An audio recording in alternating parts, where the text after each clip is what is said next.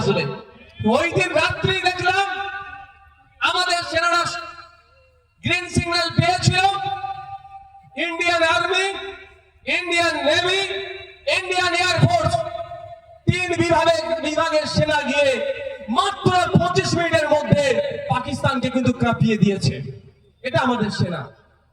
কিন্তু সাথে সাথে এটা বলবো, এই লড়াইয়ের যারা, এই প্রতি উত্তরের যারা নেতৃত্বে ছিলেন, আমাদেরই বাড়ির মেয়ে ভাবিকা সিং, আমাদেরই বাড়ির মেয়ে সোফিয়া কুরেশি।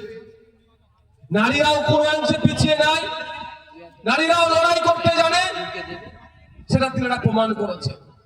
কিন্তু প্রশ্ন কিছু থেকে যায়। আজকের এই স্মরণ সভা থেকে তাদেরকে আলোচনার মাধ্যমে বলছি, প্রশ্ন কিছু থেকে যায়, আপনাদেরকে লাগাতার এই প্রশ্ন করে যেতে হবে। প্রশ্নটা কি?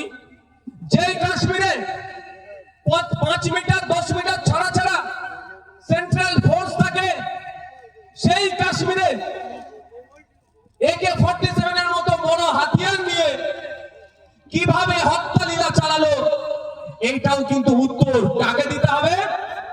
শুভেন্দু অধিকারীর নেতা মোদীকে দিতে হবে। এটাও কিন্তু আমাদের মাথায় থাকতে হবে। শুভেন্দু অধিকারী প্রতি চিৎকার চেঁচামেচি করছে, ওনাকে প্রশ্ন করতে হবে গণতান্ত্রিক প্রক্রিয়ায়। আমরা এখান থেকে প্রশ্ন করি, এটা বলতে হবে যে আমি আপনাদের জানিয়ে রাখি, পশ্চিমবাংলায় 3 জন খুন হয়েছে, শহীদ হয়েছে এই টেরর অ্যাটাকে নাগরিকদের মধ্যে।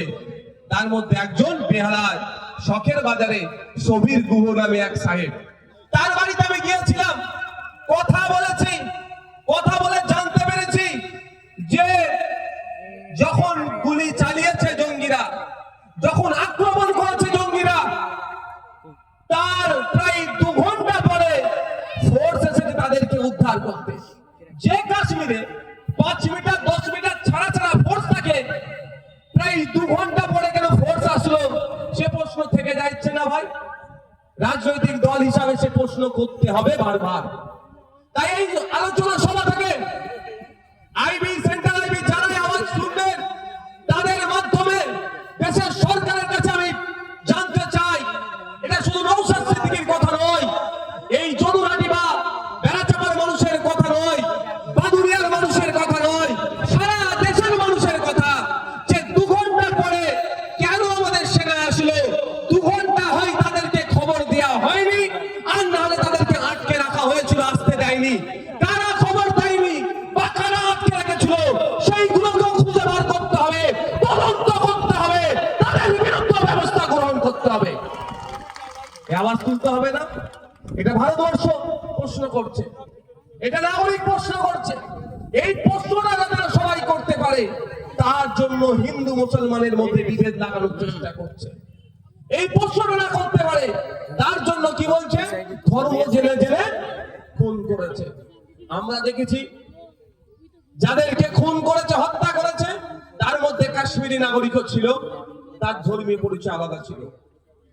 আমি ধরে নিলাম ধর্ম জেনে খুন করেছে। আচ্ছা আপনারা বলুন, ভারতবর্ষের ইতিহাসে বলতে পারবেন এই ধরনের কোন ইতিপূর্বে ছিল টেরর অ্যাটাক যেখানে হিন্দু বা মুসলমান তুমি জেনে জঙ্গিরা মেরেছে?